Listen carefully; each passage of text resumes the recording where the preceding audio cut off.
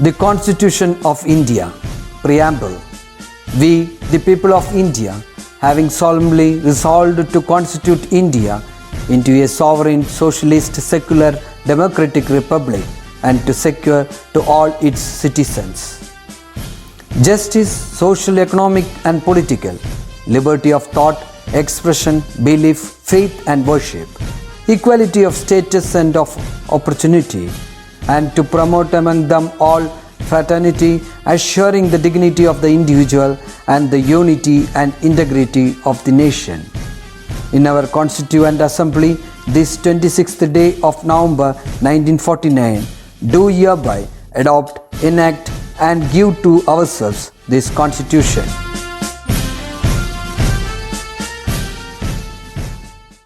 പ്രിയപ്പെട്ട കൂട്ടുകാരെ, ഇന്നത്തെ മലയാളം ക്ലാസ്സിലേക്ക് എല്ലാവർക്കും സ്വാഗതം. സാഹിത്യരംഗത്തെ പ്രശസ്ത നോവലിസ്റ്റും ചിത്രകാരനും ചെറുകഥാകൃത്തുമായ യു.എ. ഖാദർ കഴിഞ്ഞ ദിവസമാണ് നമ്മെ വിട്ടുപോയത്. അദ്ദേഹത്തിൻ്റെ ആത്മാവിന് മുൻപിൽ ആദരാഞ്ജലികൾ അർപ്പിച്ചുകൊണ്ട് ഇന്നത്തെ ക്ലാസ് ആരംഭിക്കാം. ദേശമല്ല, ഭാഷയാണ് തന്നെ ഏറ്റവും കൂടുതൽ സ്വാധീനിച്ചത് എന്നാണ് യു.എ. ഖാദർ അഭിപ്രായപ്പെടുന്നത്. അദ്ദേഹത്തിൻ്റെ ജീവചരിത്രം മാതൃഭൂമി വാരാന്ത പതിപ്പിൽ കൊടുത്തിട്ടുണ്ട്. അതെല്ലാവരും വായിക്കണം. നമ്മുടെ സമൂഹത്തിലെ പ്രശസ്തരായിട്ടുള്ള ഏത് മേഖലയിൽപ്പെട്ട വ്യക്തികളാണെങ്കിലും ലോക ശ്രദ്ധ പതിച്ചിട്ടുള്ള ഓരോ പ്രമുഖ വ്യക്തികളുടെയും ചരിത്രം പരിശോധിച്ചാൽ അവരുടെ വിജയത്തിന് പിന്നിലെ കഠിനമായ പ്രയത്നവും ആഗ്രഹവും നമുക്ക് കാണാൻ സാധിക്കുന്നുണ്ട്.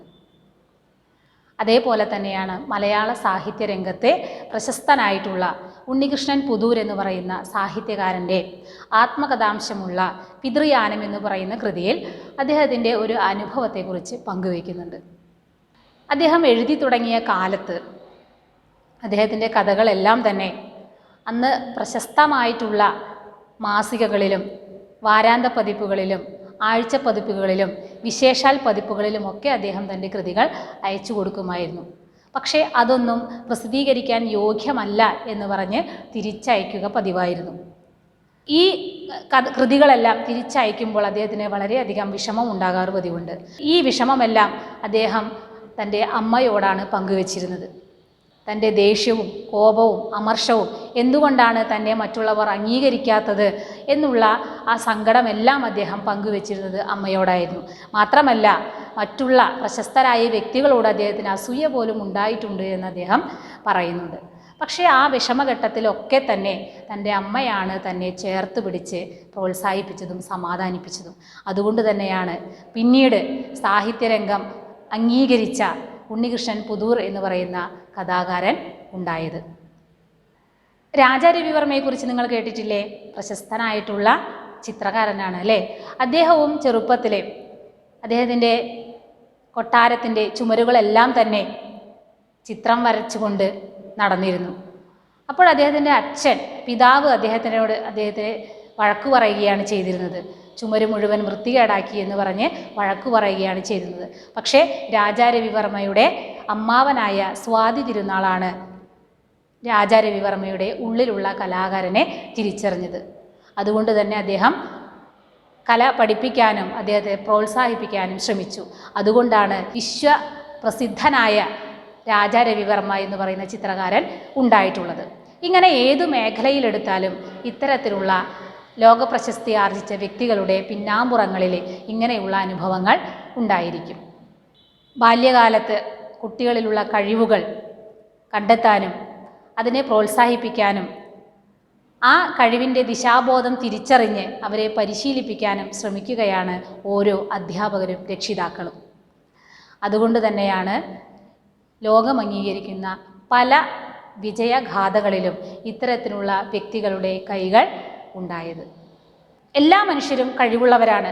ആ കഴിവുകളെ കണ്ടെത്തുകയും ആ കഴിവുകൾക്കനുസരിച്ച് കൃത്യമായ പ്രോത്സാഹനവും ദിശാബോധവും കിട്ടിക്കഴിയുമ്പോൾ അവനിലുള്ളിലുള്ള കഴിവുകളെ ലോകം അംഗീകരിക്കും.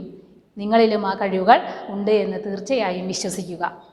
ഒരു ദിവസം നാളെ പുലരുന്നത് നമുക്ക് വേണ്ടിയാണെന്ന് തീർച്ചയായും വിശ്വസിക്കുക. ഇനി നമുക്ക് ക്ലാസ്സിലേക്ക് കടക്കാം. ഉണർവിൻ്റെ പാതയിൽ എന്ന് പറയുന്ന മൂന്നാമത്തെ യൂണിറ്റാണല്ലോ നമ്മൾ കഴിഞ്ഞ ക്ലാസ്സുകളിലായി പരിചയപ്പെട്ടു വന്നത്. അതിലെ മൂന്നാമത്തെ പാഠമാണ് റൈൻ നദിയുടെ ഓളങ്ങൾ എന്ന് പറയുന്ന പാഠം. റൈൻ നദിയിലെ ഓളങ്ങൾ. ഈ റൈൻ നദി എവിടെയാണ് സ്ഥിതി ചെയ്യുന്നത് അറിയാമോ? നെതർലാൻഡിലാണ് ഈ റൈൻ നദി സ്ഥിതി ചെയ്യുന്നത്. അതുകൊണ്ട് തന്നെ ഇത് മലയാളത്തിലെ കൃതിയേ അല്ല. പ്രശസ്ത ഫ്രഞ്ച് സാഹിത്യകാരനും സംഗീതജ്ഞനുമായ റൊമാൻ റൊളാങ്ങിൻ്റെ ജീൻ ക്രിസ്റ്റഫ് എന്ന് പറയുന്ന പ്രശസ്ത നോവലിനെ അധികരിച്ച് എഴുതിയ ഒരു ചെറുകഥയാണ് ഈ പാഠഭാഗം. അതുകൊണ്ട് തന്നെയാണ് യു.എ. ഖാദർ പറയുന്ന ദേശമല്ല ഭാഷയാണ് ഒരാളെ സ്വാധീനിക്കുന്നത് എന്ന് ഈ കഥ നമ്മെയും പഠിപ്പിക്കുന്നു. എല്ലാവരും ടെക്സ്റ്റ് ബുക്ക് കയ്യിലെടുക്കുക. നമുക്കിനി കഥയിലൂടെ സഞ്ചരിക്കാം. അപ്പം കഥയുടെ പേരെന്താണ്? റൈൻ നദിയിലെ ഓളങ്ങൾ. ഉണർവിൻ്റെ പാതയിൽ എന്ന് പറയുന്ന യൂണിറ്റിലെ ഉണർവ് എന്ന് പറയുന്ന ആ ഒരു പ്രോത്സാഹനം നൽകിയത് കൊണ്ട് മാത്രം ജീവിത വിജയം കൈവരിച്ച ഒട്ടേറെ കാര്യങ്ങളാണ് നമ്മൾ ഈ യൂണിറ്റിൽ പരിചയപ്പെട്ടത് അല്ലേ. ഞാറ്റുവേല പൂക്കളാണെങ്കിലും കതുവന്നൂർ വീരനാണെങ്കിലും ഉണർവിൻ്റെ പാതയിൽ എങ്ങനെയാണ് നാം എത്തിപ്പെടുന്നത് എന്നാണ് നമ്മെ പഠിപ്പിച്ചത്. അതുതന്നെയാണ് റൈൻ നദിയിലെ ഓളങ്ങൾ എന്ന് പറയുന്ന കഥയിലും പറയുന്നത്. നെതർലാൻഡിലൂടെയാണ് ഈ റൈൻ നദി ഒഴുകുന്നത്. റൈൻ നദിയിലെ ഓളങ്ങൾ. Gene Michael കരയുകയായിരുന്നു. ആ കണ്ണീരിൽ നിറയുന്നത് ആനന്ദമാണോ അഭിമാനമാണോ അണപൊട്ടിയൊഴുകിയ ദുഃഖമാണോ അയാൾക്ക് തിരിച്ചറിയാനാവുന്നില്ല. റൈൻ നദിയുടെ ഓളങ്ങളിൽ കഴിഞ്ഞ കാലത്തിൻ്റെ നിഴലാട്ടങ്ങൾ. അപ്പോൾ ഈ ജീൻ മൈക്കൽ എന്ന് പറയുന്ന വ്യക്തി അത് ജർമ്മനിയിലെ വളരെ പ്രശസ്തനായിട്ടുള്ള ഒരു സംഗീതജ്ഞനാണ്. അദ്ദേഹത്തിൻ്റെ കണ്ണുകളിൽ സങ്കടത്തിൻ്റേതാണോ ദുഃഖത്തിൻ്റേതായോ കണ്ണീര് വന്നത് എങ്ങനെയാണ്, അത് വരാനിടയായ സാഹചര്യം എന്താണ് എന്നാണ് ഇനി പറയാൻ പോകുന്നത്. നോക്കൂ, അതിന് പ്രതീകമായിട്ട് ഇവിടെ ഒരു വരി കൊടുത്തിട്ടുണ്ട്. റൈൻ നദിയുടെ ഓളങ്ങളിൽ കഴിഞ്ഞ കാലത്തിൻ്റെ നിഴലാട്ടങ്ങൾ എന്ന് പറഞ്ഞാൽ കഴിഞ്ഞ കാലത്തെക്കുറിച്ചാണ്, ജീൻ മൈക്കലിൻ്റെ പഴയ കാലത്തെക്കുറിച്ചാണ് പറയാൻ പോകുന്നത് എന്നാണ് പറയുന്നത്. ക്രാഫ്റ്റ് കുടുംബത്തിന് വലിയൊരു സംഗീത പാരമ്പര്യം ഉണ്ടായിരുന്നു. അവരുടെ സിരകളിൽ എന്നും സംഗീതം പ്രവഹിച്ചിരുന്നു. അതുകൊണ്ട് തന്നെ ജർമ്മൻ ജനതയുടെ സ്നേഹവും ആദരവും അവർക്ക് എക്കാലവും ലഭിച്ചിരുന്നു. അപ്പോൾ വളരെ പ്രശസ്തമായിട്ടുള്ള ജർമ്മനിയിലെ ക്രാഫ്റ്റ് കുടുംബത്തിലെ ഒരു അംഗമാണ് ജീൻ മൈക്കൽ. കൊട്ടാരം വാദ്യവൃന്ദത്തിൻ്റെ തലവനായിരുന്നു ജീൻ മൈക്കൽ ക്രാഫ്റ്റ്. കൊട്ടാരം വാദ്യവൃന്ദത്തിൻ്റെ തലവനായിരുന്നു ജീൻ മൈക്കൽ ക്രാഫ്റ്റ്. പാരമ്പര്യത്തിൻ്റെ കരുത്തുണ്ടായിട്ടും നിർഭാഗ്യം ബഹുമതികളിൽ നിന്ന് അദ്ദേഹത്തെ അകറ്റി. പുത്രനായ മെൽഷിയറിൻ്റെ അസാധാരണമായ സംഗീതാഭിരുചി കണ്ടപ്പോൾ അയാളിൽ പ്രത്യാശ നാമ്പിട്ടു. തനിക്ക് കിട്ടാതെ പോയത് പുത്രൻ നേടിയെടുക്കും. അപ്പോൾ ഒരച്ഛൻ്റെ മനസ്സിലെ വേദനയാണ് ഇവിടെ കാണുന്നത്. അതായത് ജീൻ മൈക്കൽ ക്രാഫ്റ്റ് എന്ന് പറയുന്നത് സംഗീതത്തെ ഇഷ്ടപ്പെടുകയും അംഗീകരിക്കാൻ ഇഷ്ടപ്പെടുകയും ചെയ്യുന്ന ഒരു മനസ്സിൻ്റെ ഉടമയാണ്. പക്ഷേ കഴിവുണ്ടായിട്ടും എന്തുകൊണ്ടോ അദ്ദേഹം അംഗീകരിക്കപ്പെട്ടില്ല. കൊട്ടാരത്തിലെ വാദ്യകലാകാരന്മാരുടെ കൂട്ടത്തിലെ തലവനായിരുന്നു, മേധാവിയായിരുന്നു ആര്? Jean Michael Kraft. പക്ഷേ അദ്ദേഹത്തിൻ്റെ കഴിവുകളെ ആരും തന്നെ അംഗീകരിച്ചിരുന്നില്ല. അതിനൊരു അവസരം അദ്ദേഹത്തിന് ഉണ്ടായില്ല. അത് നിർഭാഗ്യമാണ് എന്നാണ് പറഞ്ഞത്. പക്ഷേ അദ്ദേഹത്തിൻ്റെ മകനായിട്ടുള്ള മിൻഷിയറിൻ്റെ സംഗീതത്തിലുള്ള അഭിരുചി, താല്പര്യം അദ്ദേഹത്തിന് അല്പം ആശ്വാസം കൊടുക്കുകയാണ് ചെയ്തത്. തനിക്ക് കിട്ടിയില്ലെങ്കിലും തൻ്റെ മകനിലൂടെ എനിക്കത് ആ അംഗീകാരം നേടിയെടുക്കാൻ കഴിയുമെന്ന് അദ്ദേഹം ആശ്വസിച്ചു. മകന് അവൻ ഇഷ്ടപ്പെട്ട പെൺകുട്ടിയെ തന്നെ അയാൾ വിവാഹം കഴിച്ചു കൊടുത്തു. ലൂഷ്യ പാവപ്പെട്ട കർഷക കുടുംബത്തിൽ ജനിച്ചവളായിരുന്നു. സംഗീത പാഠവുമില്ലാത്ത ഒരു വധു ആദ്യമായി ക്രാഫ്റ്റ് കുടുംബത്തിൽ കയറി വരികയാണ്. അപ്പോൾ അദ്ദേഹം തൻ്റെ മകന് ഇഷ്ടപ്പെട്ട ഒരു വധുവിനെ തന്നെയാണ് വിവാഹം കഴിച്ചു കൊടുത്തത്. പക്ഷേ ഒരു കുറവുണ്ടായിരുന്നു. എന്താണ്? ലൂഷ്യ എന്ന് പറയുന്ന ആ പെൺകുട്ടിക്ക് സംഗീതവുമായി യാതൊരു ബന്ധവും ഉണ്ടായിരുന്നില്ല. വിവാഹം കഴിഞ്ഞതോടെ മെൽഷിയറിൻ്റെ മട്ടുമാറി തുടങ്ങി. ആർക്കും അസൂയ തോന്നുന്ന മട്ടിൽ അരോഗ ദൃഢഗാത്രനാണ് അയാൾ. നല്ല ഉയരവും ഒത്ത തടിയും ക്രാഫ്റ്റ് കുടുംബത്തിൻ്റെ മറ്റൊരു പാരമ്പര്യ സിദ്ധിയായിരുന്നു അത്. ലൂഷ്യയാകട്ടെ കൃശഗാത്രിയായിരുന്നു. വേണ്ടത്ര സൗന്ദര്യമോ കഴിവുകളോ ഒന്നുമില്ല. രണ്ടുപേരെയും ഒന്നിച്ചു കാണുമ്പോൾ കൂട്ടുകാർ പരിഹസിക്കും. മെൽഷിയറിൻ്റെ മനസ്സിലത് എന്തൊക്കെയോ വികാരങ്ങൾ ഉണ്ടാക്കി. താൻ ചെയ്തത് വിഡ്ഢിത്തമായി എന്ന ചിന്തയിൽ അയാൾ ക്രമേണ മുഴുകുടിയനായി മാറി. അപ്പോൾ ഈ മൈക്കൽ ജീൻ സ്വപ്നം കണ്ട ആ മകൻ ജീവിതത്തിലെ അടിപതറി പോവുകയാണ് ചെയ്യുന്നത്. അതിന് കാരണം എന്താണ് എന്നാണ് പറയുന്നത്. വിവാഹം കഴിക്കുന്നത് ഇഷ്ടപ്പെട്ട വ്യക്തിയെ തന്നെയായിരുന്നു. പക്ഷേ വിവാഹം കഴിച്ചു കഴിഞ്ഞപ്പോഴാണ് ബാഹ്യ സൗന്ദര്യത്തെക്കുറിച്ച് മെൽഷിയർ ഓർക്കുന്നത്. അപ്പോൾ മെൽഷിയറിൻ്റെ രൂപഭംഗി എങ്ങനെയായിരുന്നു? ആരെയും ആകർഷിപ്പിക്കുന്ന രോഗദൃഢഗാത്രൻ, ആരോഗ്യവാനായിട്ടുള്ള നല്ല ശക്തമായിട്ടുള്ള ശരീരത്തോടു കൂടിയ ഒരു വ്യക്തിയായിരുന്നു മെൽഷിയർ. പക്ഷേ ലൂഷ്യയാകട്ടെ കൃശഗാത്രയാണ്. കൃശഗാത്ര എന്ന് പറഞ്ഞാൽ മെലിഞ്ഞ ശരീരമുള്ളവളാണ്. അപ്പോൾ വിവാഹം കഴിഞ്ഞ് രണ്ടുപേരും പുറത്തേക്കിറങ്ങി നടക്കുന്ന സമയത്ത് കൂട്ടുകാർ ഈ ബാഹ്യമായ സൗന്ദര്യത്തെക്കുറിച്ച് അഭിപ്രായം പറയാനും കളിയാക്കാനും തുടങ്ങി. അതിൽ മനസ്സ് വേദനിച്ച് മെൽഷിയർ വളരെയധികം ദുഃഖിച്ചു എന്നാണ് പറയുന്നത്. ആ ദുഃഖം പിന്നീട് അവൻ്റെ ജീവിതത്തിൻ്റെ തന്നെ താളം തെറ്റിക്കുകയാണ് ഉണ്ടായത്. നാടകശാലകളിലും സംഗീത സദസ്സുകളിലും മെൽഷിയർ കൂട്ടുകാരുമൊത്ത് മദ്യലഹരിയിൽ മതിച്ചു നടന്നു. ഭർത്താവ് കൈവിട്ടു എന്ന് വേദനയോടെ ഭയത്തോടെ ലൂഷ്യ തിരിച്ചറിഞ്ഞു. താൻ കാരണമാണല്ലോ അതുണ്ടായത് എന്നത് അവളെ വല്ലാതെ വേദനിപ്പിച്ചു. അതിനിടയിലാണ് അവൾ ഒരു കുഞ്ഞിന് ജന്മം നൽകിയത്. ലൂഷ്യ എന്ന് പറയുന്ന ആ പെൺകുട്ടിയുടെ മനസ്സിൽ വേദന വരാനുള്ള കാരണം എന്താണ്?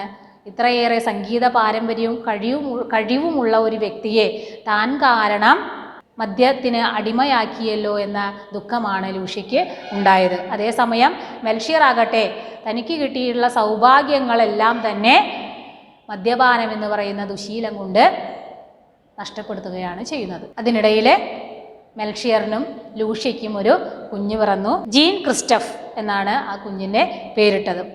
രോഗം വിട്ടൊഴിയാത്ത ബാല്യം, ചുറ്റുപാടുമുള്ള ചലനങ്ങളും ശബ്ദങ്ങളും അവനിൽ ഭീതിയുണ്ടാക്കി. എന്നാൽ വിദൂരതയിൽ നിന്ന് അരിച്ചെത്തുന്ന പവിത്രവും ശാന്തവുമായ പള്ളിമണിനാദം അവനെ ആനന്ദം കൊള്ളിച്ചു. അമ്മിഞ്ഞപ്പാല് പോലെ ആ സംഗീതം അവൻ്റെ ഹൃദയത്തിൽ മധുരം നിറച്ചു. അപ്പോൾ ഈ ജീൻ ക്രിസ്റ്റഫ് എന്ന് പറയുന്ന ആ കുട്ടിയുടെ ബാല്യം വളരെയധികം സങ്കടകരമായിരുന്നു. കാരണം അച്ഛൻ ഒരു കുടിയനായി മാറുകയാണ്. അമ്മയാണെങ്കിലോ അച്ഛൻ്റെ ഈ ദുരവസ്ഥയിൽ മനം നൊന്ത് കഴിയുകയും മാത്രമല്ല ഈ മാനസികാവസ്ഥ തന്നെ ആ കുട്ടിയിൽ ശാരീരികമായ പല ബുദ്ധിമുട്ടുകളും ഉണ്ടാക്കിയിരുന്നു. ബാല്യത്തിൽ തന്നെ ആ ജീൻ ക്രിസ്റ്റഫ് ഒരു രോഗിയായിരുന്നു. അദ്ദേഹത്തിന് മറ്റുള്ള ചുറ്റുപാടിൽ നിന്ന് കിട്ടുന്ന ശബ്ദങ്ങളെല്ലാം തന്നെ വളരെയധികം പേടിപ്പെടുത്തിയിരുന്നു. പിന്നെ ഈ കുട്ടിക്ക് ആകെ കൂടി ഇഷ്ടമായി തോന്നിയത് എന്താണ്? പള്ളിമണിയുടെ സംഗീതാത്മകമായ ശബ്ദം മാത്രമാണ് അവനെ സന്തോഷപ്പെടുത്തിയത്. അതിൽ നിന്നും ഈ കുട്ടിയിലെ പാരമ്പര്യമായി ലഭിച്ച സംഗീതത്തിൻ്റെ ഒരു അംശമുണ്ട് എന്ന് നമുക്ക് കണ്ടെത്താനായിട്ട് സാധിക്കുന്നു. ശാന്തമായി ഒഴുകുന്ന റൈൻ നദി, നദീജലത്തിലേക്ക് ചാഞ്ഞു നിൽക്കുന്ന മരച്ചില്ലകൾ, മഴക്കാലത്ത് കുത്തിയൊഴുകുന്ന നദിയുടെ ആരവം എല്ലാം ജീൻ ക്രിസ്റ്റഫിൻ്റെ മനസ്സിൽ തുടിയായി ഉയർന്നു. അതായത് പിന്നീട് ആ രോഗപീഠകളൊക്കെ കുറഞ്ഞു വന്നപ്പോൾ ഈ സംഗീതത്തോടുള്ള അവൻ്റെ താല്പര്യം കൂടി വരികയും അതിലേക്ക് അവൻ അറിയാതെ തന്നെ ലയിക്കുകയുമാണ് ചെയ്തത്. ശാന്തമായി ഒഴുകുന്ന റൈൻ നദി, പിന്നീടുള്ള അവൻ്റെ ജീവിതം ശാന്തമായിരുന്നു എന്നാണ് ഇവിടെ കാണിക്കുന്നത്. നദീജലത്തിലേക്ക് ചാഞ്ഞു നിൽക്കുന്ന മരച്ചില്ലകൾ, ഇതെല്ലാം ഒരു പ്രതീകമാണ് കേട്ടോ. അതായത് റൈൻ നദി എന്ന് പറയുന്നത് ജീൻ ക്രിസ്റ്റഫറിൻ്റെ ജീവിതം തന്നെയാണ് ഇവിടെ പറയുന്നത്. ആദ്യം ഈ നദി പിന്നിലേക്ക് പോയി എന്ന് പറയുമ്പോൾ ജീൻ ക്രിസ്റ്റഫിൻ്റെ ജീവിതത്തിൻ്റെ പിന്നാമ്പുറ കാഴ്ചകളിലേക്കാണ് വായനക്കാരനെ എത്തിക്കുന്നത്. പിന്നീട് ജീൻ ക്രിസ്റ്റഫിൻ്റെ ജീവിതം ശാന്തമായി ഒഴുകുന്നു. ആ ശാന്തമായി ഒഴുകുന്ന നദിയിലെ ജലത്തിലേക്ക് ചാഞ്ഞു കിടക്കുന്ന മരച്ചില്ലകൾ. അപ്പോൾ ഈ ജീൻ ക്രിസ്റ്റഫിനെ സഹായിക്കാനായിട്ട് ആരൊക്കെയോ ഉണ്ട്. ആ സഹായ ഹസ്തങ്ങളാണ് ഈ മരച്ചില്ലകൾ എന്നതിലൂടെ സൂചിപ്പിക്കുന്നത്. മഴക്കാലത്ത് കുത്തിയൊഴുകുന്ന നദിയുടെ ആരവം, ജീൻ ക്രിസ്റ്റഫിൻ്റെ മനസ്സിലുള്ള ചിന്തകളുടെ സംഘർഷമാണ് ഇവിടെ മഴക്കാലത്ത് കുത്തിയൊഴുകുന്ന നദിയുടെ ആരവം എന്നതിലൂടെ സൂചിപ്പിക്കുന്നത്. എല്ലാം ജീൻ ക്രിസ്റ്റഫിൻ്റെ മനസ്സിൽ തുടിയായി ഉയർന്നു. തുടി എന്ന് പറഞ്ഞാൽ എന്താണ്? കൊട്ടാണ്. ഇതെല്ലാം മനസ്സിലെ അദ്ദേഹത്തിൻ്റെ സംഗീതത്തിൻ്റെ പശ്ചാത്തല വാദ്യമായിട്ട് ഉണർന്നു എന്നാണ് പറയുന്നത്. അപ്പോൾ അദ്ദേഹത്തിൻ്റെ സംഗീത പാരമ്പര്യം അദ്ദേഹത്തിൻ്റെ ജീവിതത്തിൽ വളരെയധികം സ്വാധീനിച്ചു എന്ന് തന്നെയാണ് ഈ വരികളിലൂടെ വായനക്കാരനെ മനസ്സിലാക്കാൻ സാധിക്കുന്നത്. കുന്നിൻപുറങ്ങളിലെ നിറച്ചാർത്തണിയുന്ന വസന്തം, തണുത്ത ഹേമന്ത രാത്രികൾ. ഹേമന്തം എന്ന് പറഞ്ഞാൽ മഞ്ഞുകാലമാണ്. ദിനരാത്രങ്ങൾ കടന്നു പോകുന്നു. മുത്തച്ഛനോടൊപ്പം അവൻ പള്ളികളിൽ പോയി തുടങ്ങി. അവിടെ വരുന്ന ആളുകളുടെ കൃത്രിമമായ ഗൗരവം അവന് അരോചകമായി തോന്നി. ചടങ്ങുകൾ മടുപ്പുളവാക്കി. എന്നാൽ പള്ളിഗീതത്തിൻ്റെ ശബ്ദവീജികൾ അവനെ തരളിതനാക്കി. സ്വരങ്ങളുടെ മഹാപ്രളയം അവനിൽ അനുഭൂതി സൃഷ്ടിച്ചു. അപ്പോൾ ജീൻ ക്രിസ്റ്റഫർ എന്ന് പറയുന്ന കുട്ടി വളർന്ന് മുത്തശ്ശനോടൊപ്പം പള്ളിയിൽ പോകുന്ന കാലമായി. അപ്പോൾ ഈ പള്ളിമണികൾ അദ്ദേഹത്തിന് ഇഷ്ടമാണെങ്കിലും അവിടെയുള്ള ദിവസം ഇങ്ങനെ പോയി തുടങ്ങിയപ്പോൾ ആ പള്ളിയിൽ വരുന്ന ആളുകളെയും അവിടുത്തെ ചടങ്ങുകളൊക്കെ കുട്ടിയായിട്ടുള്ള ക്രിസ്റ്റഫനെ ഇഷ്ടമില്ലാതായി തുടങ്ങി, അരോചകമായി തുടങ്ങി. എന്ന് പറഞ്ഞാൽ രുചിയില്ലാതാവുക, ഇഷ്ടപ്പെടാതെ തുടങ്ങി. ദിനരാത്രങ്ങൾ എന്ന് പറഞ്ഞാൽ എന്താണ്? ഓരോ ദിവസവും ദിനവും രാത്രിയും കടന്നുപോയി. അതിനനുസരിച്ച് ക്രിസ്റ്റഫൻ്റെ മനസ്സിലുള്ള ചിന്തകളും മാറിമറിഞ്ഞ് വന്നു. കുട്ടികളായിരിക്കുമ്പോൾ അങ്ങനെയാണ് അല്ലേ? ഒരു കാര്യം നമുക്ക് കാണാൻ വളരെ ആഗ്രഹമായിരിക്കും, അല്ലെങ്കിൽ കണ്ടെത്താൻ ഇഷ്ടമായിരിക്കും. അത് കണ്ടെത്തി കഴിഞ്ഞാൽ അത് ചെയ്തു തുടങ്ങുമ്പോൾ അതിലെന്തായിരിക്കും? ഇഷ്ടക്കേട് നമുക്ക് തുടങ്ങും. റൈൻ നദി ഒഴുകിക്കൊണ്ടിരിക്കുകയാണ്. ക്രിസ്റ്റഫൻ്റെ ജീവിതം അങ്ങനെ ഒഴുകിക്കൊണ്ടിരിക്കുകയാണ്. കുടിയനും അലസനും കോമാളിയുമായി മാറിയ മെൽഷിയറിന് രാജസദസ്സിലെ സ്ഥാനം നഷ്ടപ്പെട്ടു. കുടുംബകാര്യങ്ങൾ നോക്കാതെ അയാൾ കടം വാങ്ങിയും ഇരന്നും മദ്യപിച്ചുകൊണ്ടിരുന്നു. വീടു പുലർത്താൻ ലൂഷ്യയ്ക്ക് പ്രഭുഗൃഹങ്ങളിലെ പാചക ജോലി ചെയ്യേണ്ടി വന്നു. അമ്മ ജോലിക്ക് പോകുമ്പോൾ അനുജന്മാരെ നോക്കുക കൊച്ചു ക്രിസ്റ്റഫാണ്. അതിലവൻ അഭിമാനം കൊണ്ടു. അപ്പോൾ ക്രിസ്റ്റഫൻ്റെ ജീവിതത്തിലെ അച്ഛൻ താമസിയാതെ എന്തായി മാറുകയാണ്? മദ്യത്തിന് അടിമപ്പെട്ടു പോവുകയാണ്. പിന്നീട് കൂട്ടുകാരുമായി മദ്യപിക്കാൻ പണം തികയാതെ വന്നപ്പോൾ കടം മേടിക്കാനും തുടങ്ങി. അതോടുകൂടി അദ്ദേഹത്തിന് രാജ കൊട്ടാരത്തിലെ ജോലി നഷ്ടപ്പെടുകയാണ് ചെയ്യുന്നത്. പിന്നീടുള്ള ജീവിതം അമ്മയുടെ കഠിനമായ അധ്വാനത്തിലൂടെയാണ് പിന്നീട് ജീവിച്ചത്. കാരണം പ്രഭു കുടുംബങ്ങളിലെ സമ്പന്നരായിട്ടുള്ള ആളുകളുടെ വീട്ടുപണിക്ക് പോയിട്ടാണ് പിന്നീട് ക്രിസ്റ്റഫൻ്റെ കുടുംബം ജീവിച്ചത്. അപ്പോൾ അത്രയേറെ അധപതിച്ചു പോയി. ഏകാന്ത രാത്രികളിൽ തളർന്നുറങ്ങുന്ന മകനെ കെട്ടിപ്പിടിച്ച് ലൂഷ്യ തേങ്ങിക്കരയും. ഉറക്കത്തിൽ ആ തേങ്ങലിൻ്റെ ഞരക്കങ്ങൾ അവൻ അവ്യക്തമായി കേട്ടു. അപ്പോൾ ലൂഷ്യ എന്ന് പറയുന്ന അവൻ്റെ അമ്മയുടെ സങ്കടങ്ങളാണ് ആ തേങ്ങലിൽ നിന്ന് ക്രിസ്റ്റഫ് മനസ്സിലാക്കിയെടുത്തത്. അതുകൊണ്ട് തന്നെ അമ്മ ജോലിക്ക് പോകുന്ന സമയത്ത് തൻ്റെ താഴെയുള്ള കുട്ടികളെ നോക്കാൻ അവൻ സന്തോഷത്തോടു കൂടി ആ ജോലി ഏറ്റെടുക്കുകയായിരുന്നു. റൈൻ നദി ഒഴുകുകയാണ് കണ്ണീരുറവ് പോലെ. നോക്കൂ, ഈ കണ്ണീരുറവ് ആരുടേതാണ്? ക്രിസ്റ്റഫൻ്റെ അമ്മയായ ലൂഷ്യയുടെ കണ്ണീരാണ് ഇവിടെ റൈൻ നദിയുമായി പറഞ്ഞിരിക്കുന്നത്. മുത്തച്ഛനായിരുന്നു അവൻ്റെ വലിയ ആശ്വാസം. മൈക്കലിൻ്റെ താമസ സ്ഥലത്തേക്ക് ജീൻ ക്രിസ്റ്റഫ് ഇടയ്ക്കിടെ ചെല്ലും. അയാൾ അവനെ കഥകൾ പറഞ്ഞു കൊടുക്കും. മഹാന്മാരുടെ വീരനായകന്മാരുടെ താനാണ് ആ കഥാപാത്രങ്ങൾ എന്ന മട്ടിൽ ആവേശത്തിലാണ് പറയുക. കഥകളുടെ സ്വപ്നലോകത്തിൽ സഞ്ചരിച്ച് ആ വൃദ്ധനും കൊച്ചുബാലനും തങ്ങളുടെ വേദനകൾ മറക്കും. നോക്കൂ, അപ്പോൾ ഈ കൊച്ചു ക്രിസ്റ്റഫനെ ജീവിതത്തിലെ ആകെ കൂടി സന്തോഷം നൽകിയിരുന്നത് അവൻ്റെ മുത്തച്ഛനായിട്ടുള്ള മൈക്കലിൻ്റെ കൂടെ ഇരിക്കുമ്പോൾ മാത്രമായിരുന്നു എന്നാണ് പറയുന്നത്. മൈക്കൽ എന്താ ചെയ്തുകൊണ്ടിരുന്നത്? അദ്ദേഹം ചില കഥകൾ ക്രിസ്റ്റഫന് പറഞ്ഞു കൊടുക്കും. എങ്ങനെയാണ് പറഞ്ഞു കൊടുക്കുക? ഓരോ കഥകളിലെയും കഥാപാത്രങ്ങൾ മൈക്കലാണ്, തൻ്റെ മുത്തശ്ശനാണ് എന്ന് തോന്നത്തക്ക രീതിയിൽ വളരെ മനോഹരമായാണ് ക്രിസ്റ്റഫന് ഈ കഥകൾ പറഞ്ഞു കൊടുത്തിരിക്കുന്നത്. ആ കഥ പറഞ്ഞു കൊടുക്കുന്ന സമയത്ത് മുത്തശ്ശനും ചെറുമകനും വളരെയധികം സന്തോഷവാനായിട്ടാണ് കാണപ്പെട്ടത്. അങ്ങനെയുള്ള സമയത്ത് വൃദ്ധനായിട്ടുള്ള മുത്തച്ഛനും ഈ കൊച്ചുമകനും തങ്ങളുടെ വേദനകളൊക്കെ മറക്കുന്നു എന്നാണ് പറയുന്നത്. അപ്പോൾ മുത്തച്ഛനായ മൈക്കലിൻ്റെ വേദന എന്തായിരുന്നു? ഒന്നാമത്തെ വേദന സംഗീതത്തിലെ വളരെയധികം കഴിവുണ്ടായിട്ടും ആരും തന്നെ അംഗീകരിച്ചിരുന്നില്ല. ആ അംഗീകാരം തൻ്റെ മകനായ മെൽഷെയറിലൂടെ കിട്ടുമെന്ന് ആഗ്രഹിച്ചുവെങ്കിലും മെൽഷെയർ പിന്നീട് മുഴുകുടിയനായി മാറുകയാണ് ചെയ്യുന്നത്. ആ വേദന തൻ്റെ കൊച്ചുമകനോട് സല്ലപിക്കുമ്പോഴാണ് അദ്ദേഹം മറന്നുപോയത്. ഇനി ജീൻ ക്രിസ്റ്റഫ് ആണെങ്കിലോ അദ്ദേഹത്തിൻ്റെ അച്ഛൻ്റെ കാര്യവും അമ്മയുടെ ജോലിയുടെ അധ്വാനവും ഒക്കെ അവൻ്റെ ജീവിതത്തിൽ വളരെയധികം ദുരിതപൂർണമായിരുന്നു എന്ന് നമുക്ക് മനസ്സിലാക്കാനായിട്ട് സാധിച്ചു. ഈ വേദനകളെല്ലാം മറന്നിരുന്നത് മുത്തശ്ശനുമായിട്ടുള്ള ഈ സന്ദർഭത്തിലായിരുന്നു എന്നാണ് പറയുന്നത്. വിശ്വവിഖ്യാത നായകൻ ഹെയ്സലറിൻ്റെ ഗംഭീരമായ സംഗീത കച്ചേരി നടക്കുകയാണ്. ഓർക്കസ്ട്രയിൽ മൈക്കലിനും മെൽഷിയറിനും പങ്കെടുക്കാൻ അവസരം കിട്ടി. സംഗീതത്തിൻ്റെ മാസ്മരിക ലോകം അന്നാണ് ക്രിസ്റ്റഫറിൻ്റെ മുന്നിൽ തുറക്കപ്പെട്ടത്. അഭൗമമായ ഏതോ ഒരു ലോകത്ത് എത്തിപ്പെട്ടതുപോലെ അവന് തോന്നി. രക്തത്തിൽ അലിഞ്ഞു കിടന്ന സംഗീതം അവൻ്റെ ധമനികളിൽ ഊർജപ്രവാഹമായി. നാദങ്ങളുടെ ചിറകിലേറി സംഗീതത്തിൻ്റെ വിഹായസിൽ വെൺമേഘത്തെ പോലെ അവൻ്റെ മനസ്സ് പാറി നടന്നു. രാത്രിയിലെ സൽക്കാരവേളയിൽ മുത്തച്ഛൻ അവനെ ഹെയ്സലർക്ക് പരിചയപ്പെടുത്തി. അദ്ദേഹം അവൻ്റെ തലയിൽ കൈവച്ച് അനുഗ്രഹിച്ചു. നോക്കൂ, വിശ്വവിഖ്യാതനായിട്ടുള്ള അന്നത്തെ പ്രശസ്തനായിട്ടുള്ള ഗായകനാണ് ഹെയ്സ്ലർ എന്ന് പറയുന്നത്. ആ ഹെയ്സ്ലറിൻ്റെ ഒരു സംഗീത കച്ചേരിയിലെ അകമ്പടി ഹെയ്സ്ലറിൻ്റെ സംഗീത കച്ചേരിയിൽ ഓർക്കസ്ട്ര വായിക്കാനായിട്ട് മൈക്കലിനും മെൽഷയറിനും അവസരം കിട്ടുകയാണ്. അപ്പോൾ ആ സംഗീത കച്ചേരിയിലേക്ക് ആർക്കും കൂടി അവസരം കിട്ടുകയാണ്. അത് കാണാനുള്ള ഒരു അവസരം ആർക്ക് കൂടി കിട്ടുകയാണ്? ക്രിസ്റ്റഫന് കിട്ടുകയും അങ്ങനെ ആ പ്രശസ്തനായിട്ടുള്ള സംഗീതജ്ഞനെ ആരെ പരിചയപ്പെടുത്തി കൊടുക്കുകയാണ്?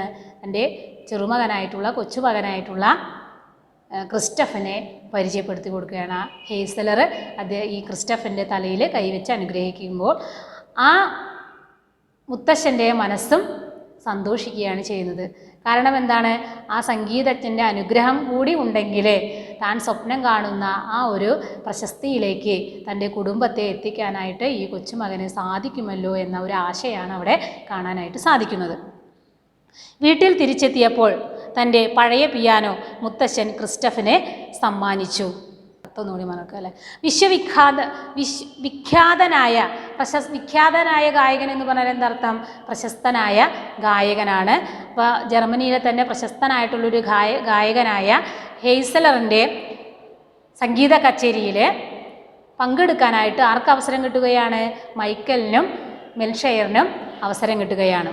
സംഗീതത്തിൻ്റെ ആ വലിയ ലോകം ആദ്യമായി ക്രിസ്റ്റഫിൻ്റെ മുന്നിൽ തുറക്കപ്പെട്ടത് അന്നാണ് എന്നാണ് പറയുന്നത്.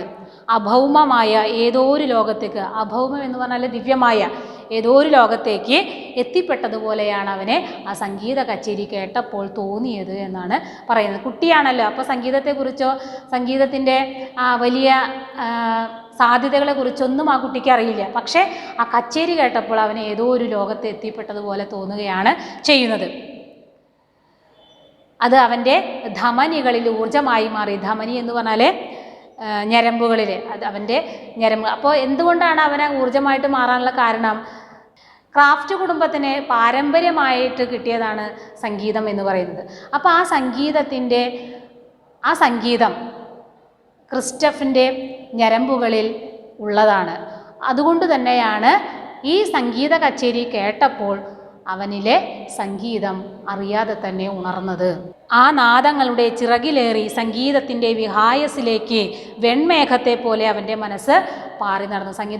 സംഗീതത്തെക്കുറിച്ച് ഒന്നും അറിയില്ല, പക്ഷെ ആ ഗാനം അവൻ്റെ മനസ്സിന് ഈ ഭൂമിയിൽ നിന്നെല്ലാം വിട്ടുപോയി. വിഹായസ് എന്ന് പറഞ്ഞാൽ ആകാശമാണ്. ആ ആകാശത്ത് ഒരു മേഘം പോലെ അവൻ്റെ മനസ്സിങ്ങനെ പാറി നടന്നു എന്ന് വെച്ചാൽ അത്രയേറെ അവൻ ആ സംഗീതത്തിൽ ലയിച്ചിരുന്നു പോയി എന്നാണ് പറയുന്നത്. വീട്ടിൽ തിരിച്ചെത്തിയപ്പോൾ തൻ്റെ പഴയ പിയാനോ മുത്തച്ഛൻ ക്രിസ്റ്റഫിനെ സമ്മാനിച്ചു. അപ്പോൾ മുത്തച്ഛന് ചെറുമകനിലെ സംഗീത വാസന ഉണ്ട് എന്ന് തിരിച്ചറിഞ്ഞപ്പോൾ അദ്ദേഹത്തിൻ്റെ പഴയ പിയാനോ സമ്മാനിക്കുകയാണ്. ആനക്കൊമ്പ് കൊണ്ടുള്ള അതിൻ്റെ കട്ടകളിൽ അവൻ വിരലമർത്തി. മന്ത്രമധുരമായ പലതരം സ്വരങ്ങൾ അതിൽ നിന്ന് പുറപ്പെട്ടു. ആ നാദപ്രപഞ്ചത്തിൽ കൊച്ചു ക്രിസ്റ്റഫ് ഒഴുകി നടന്നു. അപ്പോൾ അതിൽ നിന്നുള്ള ശബ്ദങ്ങൾ അവൻ തിരിച്ചറിയാൻ തുടങ്ങി. മന്ത്രമധുരമായ എന്ന് പറഞ്ഞാൽ ഈ കീബോർഡിലെ കട്ടകൾ അമർത്തുമ്പോഴുണ്ടാകുന്ന ഒരു പതിഞ്ഞ സ്വരമുണ്ടല്ലോ, അത് ഓരോ കട്ടകൾക്കും ഓരോ സ്വരങ്ങളാണ് പുറപ്പെടുവിക്കാൻ കഴിയുന്നത്. ആ സ്വരങ്ങൾ കേട്ടപ്പോൾ ആ നാദപ്രപഞ്ചം, ആ സ്വരത്തിൻ്റെ ലോകത്ത്, നാദങ്ങളുടെ ലോകത്ത് കൊച്ചു ക്രിസ്റ്റഫർ ഒഴുകി നടന്നു എന്ന് പറഞ്ഞാൽ ആ പിയാനയുടെ വായിക്കുന്നതിൽ അവൻ രസം കണ്ടെത്തി തുടങ്ങി എന്നാണ് പറയുന്നത്. അപ്രതീക്ഷിതമായി മകൻ്റെ സംഗീതവാസന മെൽഷിയറിൻ്റെ ശ്രദ്ധയിൽപ്പെട്ടു. അയാൾ അവനെ സംഗീതം പഠിപ്പിക്കാൻ തുടങ്ങി. അതൊരു പീഡനമായിരുന്നു. കാരണം എന്താണ്? അച്ഛനായിട്ടുള്ള മെൽഷിയറിലെ അയാൾ അവനെ സംഗീതം പഠിപ്പിക്കാൻ തുടങ്ങി. അതൊരു പീഡനമായി മാറുകയാണ് ചെയ്തത്. കാരണം എന്താണ്? അച്ഛൻ അടിച്ചേൽപ്പിക്കുകയാണ് ചെയ്തത്. കാരണം ഉള്ള കഴിവുകളെ പ്രോത്സാഹിപ്പിക്കുന്നതിന് പകരം കഠിനമായ ശിക്ഷ കൊടുത്തുകൊണ്ടാണ് അത് പരിശീലിപ്പിച്ചത്. അതുകൊണ്ടാണ് ക്രിസ്റ്റഫിന് അത് പീഡനമായി മാറിയത്. അവൻ്റെ ഉത്സാഹം കെട്ടടങ്ങി. അവൻ പിയാനോ വെറുത്തു. മുത്തച്ഛൻ്റെ വീട്ടിലെത്തുമ്പോൾ അവൻ്റെ മനസ്സ് സ്വസ്ഥമാകും. മൂളിപ്പാട്ടുകൾ പാടി നടന്ന് അവൻ അവിടെ ചുറ്റിത്തിരിയും. മൈക്കൽ അവനെ ശ്രദ്ധിക്കുന്നുണ്ടായിരുന്നു. ആ ഗാന സൗകുമാര്യം അയാളെ ആകർഷിച്ചു. ഇഷ്ടമായിരുന്നെങ്കിലും അച്ഛൻ്റെ ഈ കഠിനമായ പരിശീലനം അവനെ പിന്നീട് ആ ഇഷ്ടപ്പെട്ട പിയാനോയെ വെറുപ്പിക്കുകയാണ് ചെയ്തത്. പലപ്പോഴും നമുക്ക് അങ്ങനെയാണ് സംഭവിക്കുന്നത് അല്ലേ? നമുക്ക് ഇഷ്ടമായിരിക്കാം, പക്ഷേ നമ്മളെ നിർബന്ധിക്കുമ്പോൾ ആ നിർബന്ധം നമുക്ക് ഒട്ടും അംഗീകരിക്കാനായിട്ട് സാധിക്കാറ് പതിവില്ല. പക്ഷെ പിന്നീടാണ് നമുക്ക് തിരിച്ചറിവ് ഉണ്ടാകുമ്പോഴാണ് എന്തിനാണ് നമ്മെ ഇത്രമാത്രം കഠിനമായി പരിശീലിപ്പിച്ചത് എന്ന് നമുക്ക് തിരിച്ചറിയുന്നത്. അതേപോലെ തന്നെ കുട്ടിയായിട്ടുള്ള ക്രിസ്റ്റഫിനും അച്ഛൻ്റെ ഈ പരിശീലനം ഒട്ടും തന്നെ താല്പര്യപ്പെട്ടില്ല. പിന്നീട് മൈക്കൽ എന്ന് പറയുന്ന മുത്തശ്ശൻ്റെ അടുത്തേക്ക് അദ്ദേഹം പോകുന്ന സമയത്ത്, ക്രിസ്റ്റഫ് പോകുന്ന സമയത്ത് അവിടെ മുത്തശ്ശനുമായുള്ള സംഭാഷണത്തിൽ ഇടയ്ക്കൊക്കെയോ മൂളിപ്പാട്ട് പാടി നടക്കുന്നതൊക്കെ ആര് ശ്രദ്ധിക്കാറ് പതിവുണ്ട്? മൈക്കൽ ശ്രദ്ധിക്കാറ് പതിവുണ്ട്. അപ്പം മുത്തച്ഛനാണ് ക്രിസ്റ്റഫിൻ്റെ ഉള്ളിലുള്ള സംഗീതജ്ഞനെ കണ്ടെത്തിയത്. ആ ഗാന സൗകുമാര്യം, ക്രിസ്റ്റഫ് പാടി നടന്നിരുന്ന ആ പാട്ടുകളുടെ സൗന്ദര്യം മുത്തശ്ശനായ മൈക്കലിനെ വളരെയധികം ആകർഷിച്ചു. റൈൻ നദി ഒഴുകുകയാണ് സ്വച്ഛമായി ശാന്തമായി. അപ്പോൾ ക്രിസ്റ്റഫിൻ്റെ ജീവിതം അങ്ങനെ വലിയ അലോസരങ്ങളൊന്നുമില്ലാതെ സ്വച്ഛമായി സ്വസ്ഥമായി ഒഴുകിക്കൊണ്ടിരിക്കുകയാണ്. ഒരു ദിവസം മൈക്കൽ ക്രിസ്റ്റഫിനെ അടുത്ത് വിളിച്ചു. ഒരു പുസ്തകത്തിലെ പേജ് നീട്ടി അതിലെ പാട്ട് പിയാനോവിൽ വായിക്കാൻ പറഞ്ഞു. പിയാനോ വായിച്ചു കൊണ്ടിരിക്കെ പരിചിതമായ ഏതോ ഒരു ലോകത്ത് എത്തിപ്പെട്ടതുപോലെ അവന് തോന്നി. എവിടെയോ കേട്ടുമറന്ന ഗാനം, എവിടെ നിന്നെന്ന് പിടികിട്ടുന്നില്ല. പുഞ്ചിരിച്ചുകൊണ്ട് മുത്തച്ഛൻ ആ നോട്ട് ബുക്കിൻ്റെ പുറംചട്ട അവനെ കാണിച്ചു കൊടുത്തു. വടിവൊത്ത കൈപ്പടയിൽ അതിലെഴുതിയിരിക്കുന്നു, ശൈശവത്തിൻ്റെ ആനന്ദം, ജീൻ ക്രിസ്റ്റഫ് ക്രാഫ്റ്റ്. ആഹ്ലാദവും അമ്പരപ്പും കൊണ്ട് അവൻ നിശ്ചലനായി. എന്താണ് ഉണ്ടായത്? ഒരു ദിവസം അപ്രതീക്ഷിതമായി മുത്തശ്ശൻ ഒരു പുസ്തകം കൊടുത്തുകൊണ്ട് അതിലെഴുതിയിട്ടുള്ള പാട്ടുകൾ പിയാനോയിൽ വായിക്കാൻ പറയുകയാണ്. അപ്പം അങ്ങനെ വായിച്ചു കൊണ്ടിരിക്കുമ്പോഴാണ് ഇത് ഞാൻ എവിടെയോ കേട്ടതാണല്ലോ എന്ന് തോന്നുന്നത്. പിന്നീട് ആ മുത്തശ്ശൻ ആ പുസ്തകത്തിൻ്റെ പുറംചട്ട കാണിച്ചു കൊടുത്തപ്പോഴാണ് അതിലെന്താണ് എഴുതിയിരിക്കുന്നത്? ശൈശവത്തിൻ്റെ ആനന്ദം, ജീൻ ക്രിസ്റ്റഫ് ക്രാഫ്റ്റ്. അത് ആരുടെ പേരാണ് ജീൻ ക്രിസ്റ്റഫ് ക്രാഫ്റ്റ് എന്ന് പറയുന്നത്? ആരുടെ പേരാണ്? ക്രാഫ്റ്റിൻ്റെ പേരാണ് അല്ലേ? അപ്പോൾ ഈ മുത്തശ്ശൻ്റെ വീട്ടിലേക്ക് ഇടയ്ക്കൊക്കെ ക്രാഫ്റ്റ് പോകാറുണ്ട് എന്ന് നമ്മൾ മുന്നേ വായിച്ചു അല്ലേ? അപ്പോൾ പോകുന്ന സമയത്ത് ചില മൂളിപ്പാട്ടുകളൊക്കെ പാടാറ് പതിവുണ്ട് പറഞ്ഞാൽ ഈ മൂളിപ്പാട്ടുകളാണ് ആരെഴുതി വെച്ചത്?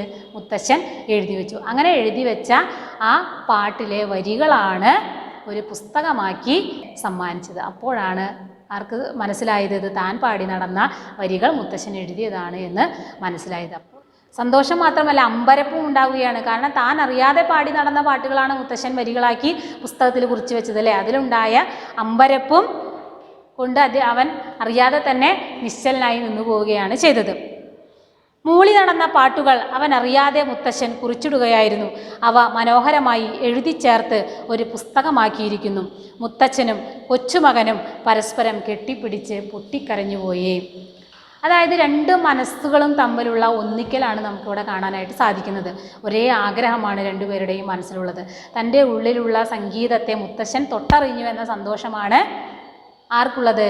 ക്രാഫ്റ്റിനുള്ളതെങ്കിൽ, ക്രിസ്റ്റഫിനുള്ളതെങ്കിൽ മുത്തശ്ശനായ മൈക്കലിന് എന്താണുള്ളത്?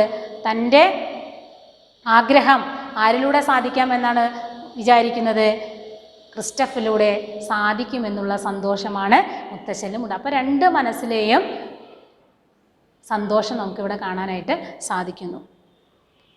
റൈൻ നദി ഒഴുകുകയാണ്, ഓളം വെട്ടി ചിന്നിച്ചിതറി ആർത്തുചിരിച്ച്. നോക്കൂ, ഇവിടെ റൈൻ നദി ഒഴുകുന്നുണ്ട്. എങ്ങനെയാണ് ഒഴുകുന്നത്? ഓളം വെട്ടിയാണ്. ഈ ഓളം വെട്ടുക എന്ന് പറയുന്നത് ക്രിസ്റ്റഫ് എന്ന് പറയുന്ന ആ കുഞ്ഞു കുട്ടിയുടെ മനസ്സിലുള്ള സന്തോഷത്തെയാണ് ഇവിടെ ഓളം വെട്ടുക എന്നതിലൂടെ ഉദ്ദേശിച്ചത്. ഓളം വെട്ടുക എന്നതിലൂടെ കഥാകാരൻ പറയുന്നത്. അതേപോലെ തന്നെ നോക്കൂ, ചിന്നിച്ചിതറി ആർത്തു വിളിച്ച് മുത്തശ്ശൻ്റെ മനസ്സിലുള്ള അഭിമാനമാണ് ഇവിടെ ചിന്നിച്ചിതറി എന്ന് പറയുന്നത്. അതേപോലെ ആർത്തു ചിരിച്ച് രണ്ടുപേരുടെയും മനസ്സിലുള്ള ആ സന്തോഷമാണ് ഇവിടെ പറയുന്നത്. അപ്പോൾ റൈൻ നദി എന്ന് പറയുന്നത് ഈ കഥയിലെ തന്നെ ഒരു ഭാഗമാണ്. ക്രിസ്റ്റഫിൻ്റെ ജീവിതത്തിൻ്റെ ഒരു ഭാഗമാണ്. ക്രാഫ്റ്റ് കുടുംബത്തിൻ്റെ ഒരു ഭാഗമാണ്. അദ്ദേഹം മകൻ്റെ ഗാനരചനാ വൈഭവത്തിൽ മകൻ്റെ ഗാനരചനാ വൈഭവത്തിൽ മെൽഷിയർ ആദ്യം അധികം താല്പര്യം കാണിച്ചിരുന്നില്ല. മകൻ്റെ ഗാനരചനാ വൈഭവത്തിൽ മെൽഷിയർ ആദ്യം വലിയ താല്പര്യം കാണിച്ചിരുന്നില്ല. ക്രമേണ അയാൾ അവൻ്റെ കഴിവിൽ അഭിമാനം കൊള്ളാൻ തുടങ്ങി. ആ ഗാനസമാഹാരം മഹാപ്രഭുവിനെ സമർപ്പിച്ച് കച്ചേരി നടത്താൻ അയാൾ തീരുമാനിച്ചു. മുത്തച്ഛനും അച്ഛനും അവനെ അത്യാകർഷകമായി അണിയിച്ചൊരുക്കി നാടകശാലയിലേക്ക് ആനയിച്ചു. അപ്പോൾ മുത്തച്ഛനാണ് ഇവനിലെ കഴിവ് കണ്ടെത്തിയതെങ്കിലും അച്ഛനൊന്നും ആദ്യം അംഗീകരിച്ചില്ല. പിന്നീട് അവൻ്റെ കഴിവുകൾ തിരിച്ചറിഞ്ഞു തുടങ്ങിയപ്പോൾ ഈ ക്രിസ്റ്റഫ് പാടി നടന്നിരുന്ന പാട്ടുകൾ ഒരു പുസ്തക രൂപത്തിൽ എഴുതിയിട്ടുണ്ട് പറഞ്ഞു. ഈ ഗാനസമാഹാരം പ്രഭുവിൻ്റെ സന്നിധിയിൽ സമർപ്പിക്കുകയും അത് ഇഷ്ടപ്പെട്ടപ്പോൾ അദ്ദേഹം ഈ കച്ചേരി നടത്താനുള്ളൊരു അവസരം കൊടുക്കുകയാണ് ചെയ്യുന്നത്. അപ്പോൾ അച്ഛനായിട്ടുള്ള മെൽഷിയറും മുത്തച്ഛനായ മൈക്കലും കൂടി ക്രിസ്റ്റഫിനെ അണിയിച്ചൊരുക്കി ആ നാടകശാലയിലേക്ക് കൊണ്ടുപോവുകയാണ്. കച്ചേരി ആരംഭിക്കുകയാണ്. മഹാപ്രഭുവും മകളും മുന്നിലിരിക്കുന്നു. നാടകശാല പരിചിതമായിരുന്നെങ്കിലും തന്നെ ഉറ്റുനോക്കുന്ന നിരവധി കണ്ണുകൾ ക്രിസ്റ്റഫിനെ ഇത്തിരി പരിഭ്രമിപ്പിച്ചു. അപ്പോൾ ചെറിയ കുട്ടിയാണല്ലേ, അതുകൊണ്ട് തന്നെ സഭാകമ്പം വളരെയധികം ഉണ്ടായിരുന്നു. മറ്റുള്ളവർക്ക് ഈ പരിചയമുള്ളതാണ് പ്രഭുവിൻ്റെ വീട്, അതേപോലെ തന്നെ ഈ നാടകശാല. പക്ഷേ അവിടെ കാണികളായി ഇരിക്കുന്ന വ്യക്തികളെ കണ്ടപ്പോൾ കുട്ടിയായിട്ടുള്ള ക്രിസ്റ്റഫിനെ വളരെയധികം പരിഭ്രമം ഉണ്ടാവുകയാണ് ചെയ്തത്. എന്നാൽ പാടി തുടങ്ങിയപ്പോൾ അവനെല്ലാം മറന്നു. അനിർവചനീയമായ ഏതോ ശക്തി അവനിൽ ഉയരിട്ടു. അനിർവചനീയം എന്ന് പറഞ്ഞാൽ എന്താണ്? നിർവചിക്കാൻ സാധിക്കാത്ത ഒരു ശക്തി അവനിൽ ഉണ്ടായി. അങ്ങനെ ആ സംഗീത കച്ചേരി തുടങ്ങി. അവാച്യമായ നാദപ്രവാഹത്തിൽ വേദിയും സദസ്സും ലയിച്ചു. അവാച്യമായ എന്ന് പറഞ്ഞാൽ വാക്കുകൾ കൊണ്ട് പറയാൻ സാധിക്കാത്ത തരത്തിലുള്ള ഒരു സംഗീതധാരയായിരുന്നു ക്രിസ്റ്റഫനിൽ നിന്ന് പ്രവഹിച്ചത് എന്നാണ് പറയുന്നത്. ആ സദസ്സിലുള്ളവരും അച്ഛനും മുത്തച്ഛനും എല്ലാവരും തന്നെ അതിൽ ലയിച്ചിരുന്നു പോയി. അതിനേക്കാളേറെ ക്രിസ്റ്റഫും ആ ഗാനത്തിൽ ലയിച്ചുകൊണ്ടാണ് പാടിയത്. അതിഗംഭീരമായിരുന്നു അവസാന ഭാഗം. അപ്പോൾ കച്ചേരിയുടെ അവസാന ഭാഗം വളരെ ഗംഭീരമായി തന്നെ ചെയ്തു. കച്ചേരി അവസാനിച്ചയുടൻ കടലിരമ്പം പോലെ കരഘോഷം ഉയർന്നു പൊങ്ങി. പ്രതിമ പോലെ അവൻ നിശ്ചലനായി. ഇരിപ്പിടത്തിൽ നിന്ന് എഴുന്നേറ്റ് ഓടിവന്ന് മഹാപ്രഭു അവനെ വാരിയെടുത്ത് ചുംബിച്ചു. പ്രഭുകുമാരി അവനെ എടുത്ത് മടിയിലിരുത്തി അഭിനന്ദനത്തിൻ്റെ പുഷ്പവൃഷ്ടിയിൽ അവൻ മൂടിപ്പോയി. നോക്കൂ, കച്ചേരി തുടങ്ങിയപ്പോൾ വളരെ പേടിയൊക്കെ ഉണ്ടായിരുന്നു. പക്ഷേ കച്ചേരി അവസാനിച്ചപ്പോൾ സദസ്സിലുള്ള എല്ലാവരും തന്നെ അവനെ അംഗീകരിക്കുക മാത്രമല്ല പ്രഭുകുമാരിയും അവനെ ആശംസകൾ കൊണ്ട് മൂടി.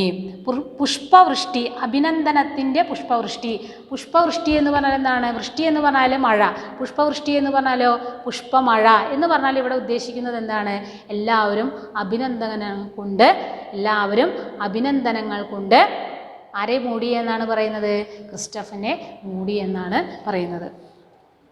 തിരക്കുകൾ ഒഴിഞ്ഞ് ശാന്തമായപ്പോൾ പ്രഭുകുമാരിയോട് അവൻ പറഞ്ഞു, താൻ അവസാനം ആലപിച്ച ദീർഘമായ ഗാനത്തിലെ 4 വരികൾ തൻ്റേതായിരുന്നില്ല, മുത്തച്ഛൻ എഴുതി ചേർത്തതായിരുന്നുവെന്ന്, മുത്തച്ഛനായിരുന്നു തൻ്റെ പ്രചോദനമെന്ന്. പ്രഭുകുമാരി വൃദ്ധനെ മതിയാവോളം പുകഴ്ത്തി. അയാളും സഭയിൽ ബഹുമാനിതനായി. നോക്കൂ, അപ്പോൾ മൈക്കലിൻ്റെ ഒരു ആഗ്രഹമായിരുന്നു തന്നെ അംഗീകരിക്കണമെന്നുള്ളത്, അല്ലേ? അത് കൊച്ചുമകനിലൂടെ സാധിച്ചെടുക്കുകയാണ് ചെയ്തത്. മാത്രമല്ല ക്രിസ്റ്റഫൻ്റെ നിഷ്കളങ്കതയാണ് ഇവിടെ നമുക്ക് കാണാനായിട്ട് സാധിക്കുന്നത്, അല്ലേ? വേണമെങ്കിൽ ക്രിസ്റ്റഫിന് പറയാമായിരുന്നു ഈ വരികളെല്ലാം തന്നെ തൻ്റേതായിരുന്നു എന്ന്. പക്ഷേ തന്നോടൊപ്പം തന്നെ അഭിനന്ദനങ്ങൾക്കും അംഗീകാരങ്ങൾക്കും അർഹനാണ് മുത്തച്ഛൻ എന്നുകൂടി ക്രിസ്റ്റഫ് അവിടെ പറയുകയാണ് ചെയ്യുന്നത്. അതുകൊണ്ട് തന്നെ ആ പ്രഭു കുടുംബങ്ങളും അന്നത്തെ സദസ്സിലെ സംഗീത പ്രേമികളെല്ലാം തന്നെ ക്രിസ്റ്റഫിനൊപ്പം തന്നെ ആരെയും കൂടി അഭിനന്ദിക്കുകയാണ്? മൈക്കിളിനെ കൂടി അഭിനന്ദിക്കുകയാണ് ചെയ്യുന്നത്. അപ്പോൾ അദ്ദേഹത്തിൻ്റെ ഏറ്റവും വലിയ ആഗ്രഹം അവിടെ കൊച്ചുമകൻ സാധിപ്പിച്ചു കൊടുക്കുകയാണ് ചെയ്തത്. ഇത് നമുക്കൊരു പാഠമാണ്, അല്ലേ? പലപ്പോഴും അംഗീകാരങ്ങൾ കിട്ടുമ്പോൾ നമുക്ക് പിന്നിൽ പ്രവർത്തിച്ച പലതും നമ്മൾ മറന്നു പോവുകയാണ് ചെയ്യുന്നത്. അംഗീകാരത്തിൻ്റെ കൊടുമുടിയിലെത്തുമ്പോൾ താഴെ തട്ടിലുള്ളവരെ തിരസ്കരിക്കാതിരിക്കുക എന്നതാണ് ക്രിസ്റ്റഫ് പറയുന്ന സന്ദേശം. മാത്രമല്ല മുത്തശ്ശനായിരുന്നു തൻ്റെ പ്രചോദനമെന്ന് മറ്റുള്ളവരോട് പറയുക കൂടി ചെയ്തു. ജീൻ മൈക്കൽ കരയുകയാണ്. ആ കണ്ണീരിൽ നിറയുന്നത് ആനന്ദമാണോ അഭിമാനമാണോ അണപൊട്ടിയ ദുഃഖമാണോ അയാൾക്ക് തിരിച്ചറിഞ്ഞില്ല. ഇതേ വാചകമാണ് ഈ കഥ തുടങ്ങുമ്പോൾ ഉണ്ടായത്, അല്ലേ? ഇതേ വാചകമാണ് ഈ കഥയുടെ തുടക്കത്തിൽ എഴുതിയിട്ടുണ്ടായിരുന്നത്. അപ്പോൾ എന്തുകൊണ്ടാണ് മൈക്കലിൻ്റെ കണ്ണീരിൽ ആനന്ദമാണോ കണ്ണീരാണോ ദുഃഖം അണപൊട്ടിയതാണോ എന്നൊക്കെ പറയുന്നത് എന്ന് ഇപ്പോൾ മനസ്സിലായല്ലോ, അല്ലേ? അതായത് മറ്റുള്ളവരാൽ താൻ അംഗീകരിക്കപ്പെട്ടതിൻ്റെ സന്തോഷമാണ് ആ കണ്ണുകളിൽ നമുക്ക് കാണാനായിട്ട് സാധിച്ചത്. റൈൻ നദി ഒഴുകിക്കൊണ്ടിരുന്നു ജീവിതത്തെ പോലെ സംഗീതാത്മകമായി. അതായത് റൈൻ നദി ഒഴുകിക്കൊണ്ടേയിരിക്കുന്നു എന്ന് പറയുമ്പോൾ ഈ ക്രാഫ്റ്റ് കുടുംബത്തിൻ്റെ സംഗീത പാരമ്പര്യം തുടർന്നുകൊണ്ടേയിരിക്കുകയാണ്. ആ കല ഒരിക്കലും നശിക്കുന്നില്ല, സംഗീതം ഒരിക്കലും നശിക്കുന്നില്ല എന്നതാണ് പറയുന്നത്. ജീവിതത്തെ പോലെ സംഗീതാത്മകമായി, ആരുടെ ജീവിതത്തെ പോലെ? ക്രാഫ്റ്റ് കുടുംബത്തിൻ്റെ ജീവിതത്തെ പോലെ സംഗീതാത്മകമായി ആ റൈൻ നദി ഒഴുകിക്കൊണ്ടേയിരിക്കുകയാണ് എന്നാണ് പറയുന്നത്. നോക്കൂ, ഈ കഥയിൽ ഉടനീളം റൈൻ നദിയുടെ സാന്നിധ്യം നമുക്ക് കാണാനായിട്ട് സാധിക്കുന്നുണ്ട്. ക്രാഫ്റ്റ് കുടുംബത്തിലെ ഓരോ കാര്യങ്ങളും ഈ റൈൻ നദിയിലൂടെയാണ് കഥാകൃത്ത് നമുക്ക് പറഞ്ഞു തരുന്നത്. ഓരോ ദുഃഖമാണെങ്കിലും സങ്കടമാണെങ്കിലും സംഘർഷമാണെങ്കിലും എല്ലാം ഈ റൈൻ നദിയെ ഒരു പ്രതീകമായി കഥാകാരൻ ഇവിടെ അവതരിപ്പിച്ചിരിക്കുന്നു. അപ്പോൾ ഈ കഥ നൽകുന്ന സന്ദേശം എന്താണ്? ഒന്ന് ആലോചിച്ച് നോക്കൂ. കുട്ടിക്കാലത്ത് നമുക്ക് പല അവസരങ്ങൾ കിട്ടാറ് പതിവുണ്ട്, അല്ലേ? പക്ഷെ ആ അവസരങ്ങളൊക്കെ നമുക്ക് നമ്മുടെ കഴിവുകളെ കണ്ടെത്തി ആ അവസരത്തിലൂടെ നമുക്ക് മുന്നോട്ട് പോകാനുള്ളൊരു ദിശാബോധം ആരെങ്കിലും നമുക്ക് തരികയും പ്രോത്സാഹനം തരികയും ആത്മവിശ്വാസത്തോടെ നമ്മൾ കൈപിടിച്ച് നടത്തുകയും ചെയ്യുകയാണെങ്കിൽ നമുക്ക് നമ്മുടെ ലക്ഷ്യസ്ഥാനത്തേക്ക്, നമ്മുടെ കഴിവിനനുസരിച്ചുള്ള ലക്ഷ്യസ്ഥാനത്തിലേക്ക് എത്തിച്ചേരാൻ കഴിയുമെന്നതാണ് റൈൻ നദിയിലെ ഓളങ്ങൾ എന്ന് പറയുന്ന ഈ കഥ നമുക്ക് തരുന്ന സന്ദേശം. നാം എല്ലാവരും അങ്ങനെ തന്നെയാണ്. ഒരാൾ പോലും കഴിവില്ലാത്തവനായിട്ട് ജനിക്കുന്നില്ല. കഴിവില്ലാത്തവനായി നാം മാറുന്നത് നമ്മുടെ മാത്രം കുറവ് കൊണ്ടാണ് എന്നാണ് പറയുന്നത്. അപ്പോൾ എല്ലാവരും കഥ നന്നായി വായിക്കണം. അപ്പോൾ ഈ പാഠഭാഗത്തിലെ പ്രവർത്തനം എന്ന് പറയുന്നത്, ഒന്ന് ക്രിസ്റ്റഫിനെ കുറിച്ചുള്ള ഒരു കഥാപാത്ര നിരൂപണം തയ്യാറാക്കുക. രണ്ടാമത്തത്, അതായത് ക്രിസ്റ്റഫിൻ്റെ കുടുംബത്തിനെ തകർത്തത് ക്രിസ്റ്റഫിൻ്റെ പിതാവായ മെൽഷെയറിൻ്റെ മദ്യപാനമാണ്, അല്ലേ? അപ്പോൾ ഇന്നും ഈ കാലഘട്ടത്തിലും ഇത്തരത്തിലുള്ള വിപത്തുകൾ നാം നേരിട്ടുകൊണ്ടിരിക്കുകയാണ്, അല്ലേ? മദ്യം മാത്രമല്ല, ലഹരിക്ക് അടിമപ്പെടുന്ന ഒരു തലമുറയാണ് ഇന്ന് നമ്മുടെ മുന്നിൽ നിൽക്കുന്നത്. അപ്പോൾ ഇത്തരത്തിലുള്ള ഒരു സമൂഹത്തിന് വേണ്ടി ലഹരി വിപത്തിനെക്കുറിച്ച് ഒരു പ്രഭാഷണം തയ്യാറാക്കുക. അപ്പോൾ നമ്മുടെ കുടുംബത്തിൽ മാത്രമല്ല സമൂഹത്തിലും ഇത്തരത്തിലുള്ള കാര്യങ്ങൾ നമുക്ക് കാണാനായിട്ട് സാധിക്കുന്നുണ്ട്. അപ്പോൾ ഈ കഥയെ നന്നായി വായിച്ച് മനസ്സിലാക്കുക. ഈ കഥയിൽ പറഞ്ഞിട്ടുള്ള കാര്യങ്ങളും സ്വന്തം അഭിപ്രായങ്ങളും കൂട്ടിച്ചേർത്തുകൊണ്ട് ലഹരി വിപത്തിനെതിരെയുള്ള ഒരു പ്രഭാഷണം തയ്യാറാക്കുക. അപ്പോൾ 2 പ്രവർത്തനങ്ങളാണുള്ളത്. ഒന്ന്, ജീൻ ക്രിസ്റ്റഫ് ക്രാഫ്റ്റിനെ കുറിച്ചുള്ള കഥാപാത്ര നിരൂപണം തയ്യാറാക്കുക. 2, ലഹരി വിപത്തിനെതിരെയുള്ള ഒരു പ്രഭാഷണം തയ്യാറാക്കുക. എല്ലാവരും പാഠഭാഗം നന്നായി വായിക്കുക. ശരി, നമുക്ക് അടുത്ത ക്ലാസ്സിൽ കാണാം.